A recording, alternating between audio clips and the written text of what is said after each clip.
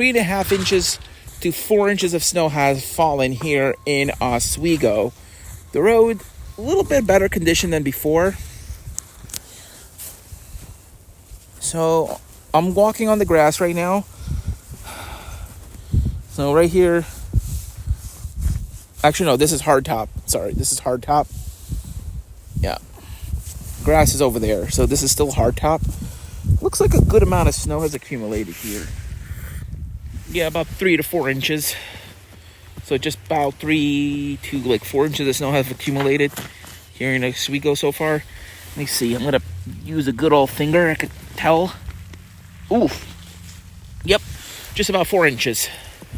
Yep, we now have 4 inches on the ground. Just about 4 inches now. Let me try that again. Yep.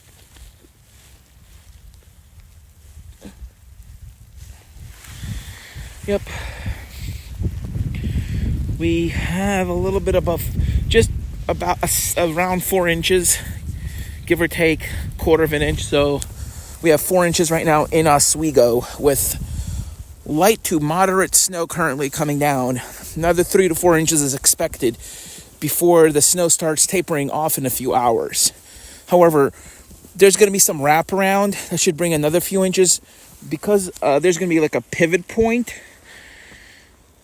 There's going to be some enhancement. There's going to be kind of a little trough that's going to form as this low wraps itself up, and that could enhance the precip a little bit late tomorrow morning as I'm going to be heading down towards Syracuse. So this part should give us about 5 to 6 inches, and then there's going to be that wraparound that could give anywhere from 1 to 2 inches, as much as 4 to 5 inches in some of the higher elevations. So this is about the worst of the storm right now, and this part should continue for a couple more hours. Snowfall rate is about a half an inch to an inch an hour right now. Nothing too crazy. This is a light, moderate snow. Winds are from the east at about 5 to 10 miles per hour, so very light winds. But you can see there's a little bit of a sideways motion. That's a very light wind. It's basically a breeze, barely noticeable. So there's no blowing and drifting of the snow for this event. No blowing and drifting, basically almost a vertical component to the snow. It's a little bit of sideways. I'm not really feeling any wind, but there's a gentle breeze coming in from the east-northeast at about 5 miles per hour. The forecast called for about 4 to 8 inches. I'm actually a little surprised. I wouldn't be surprised if we get a little more, especially because of that pivot point that the NAM and the HRRR and the wrap were showing. That pivot point, that little trough that's going to extend off the low, that could enhance, as I said, a couple more inches of snow, because that only became a recent development over the last few model runs. And this morning, one of the runs showed at least a foot of snow just east of Oswego. So this could potentially be a little more snow than forecast. Nothing historic, nothing crippling, but definitely a little more snow than I expected. I was actually initially going to New York City.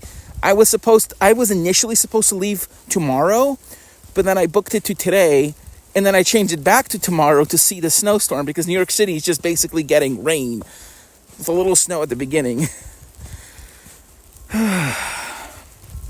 Yeah, I'm taking the train back to New York City, so yeah.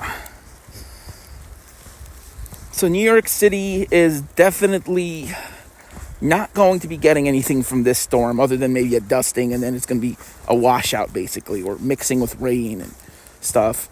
Right now, JFK Airport is probably getting rain. Bronx is getting a mix right now. We're in the upper 20s right now. Looking over the lake, it's mostly unfrozen. That section is a little frozen. Well, basically pond. So yeah, see right there's a little bit of ice right near the shores.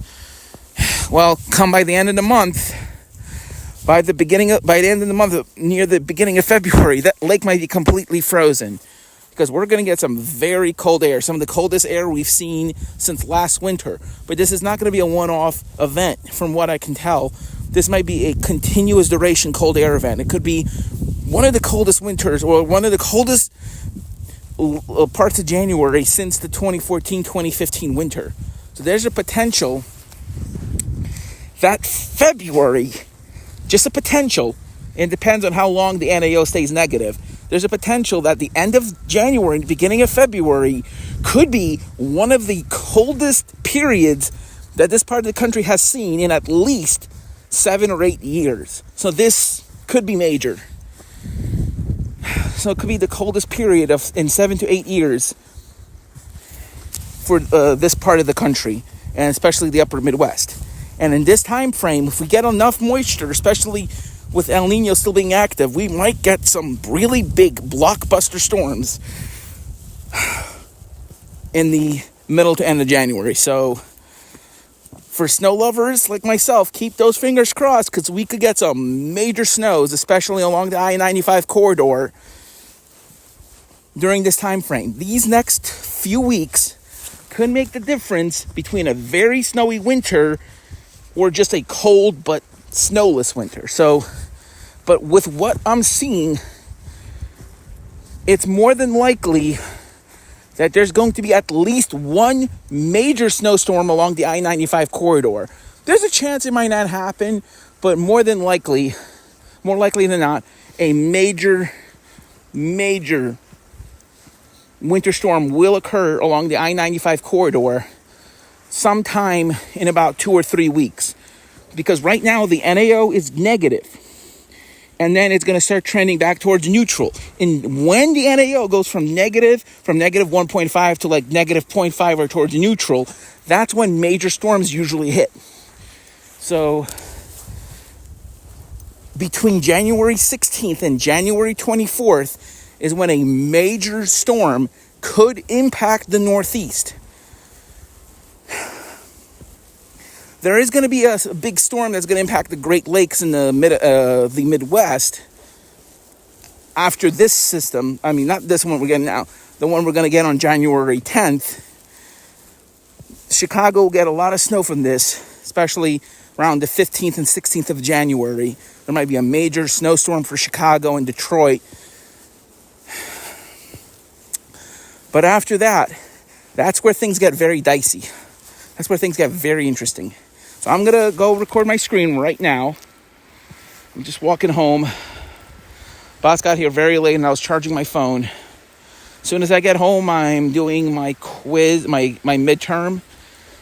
Been studying for it almost all day. So I should be pretty good. And it is an open book midterm, so that's good. It's open book. Thank God. It's an open book exam, so that's good. Because it's online. And I've studied quite a bit, so I think I got it in the bag. All right, so let's do screen share. Hold on just for a second.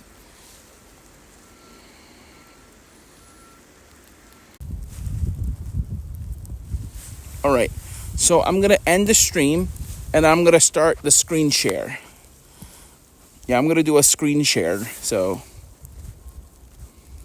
I'm going to be showing the computer model now, and then I'm going to go back to screen record. So it's unfortunately I can't switch back and forth. I think because it was causing glitches.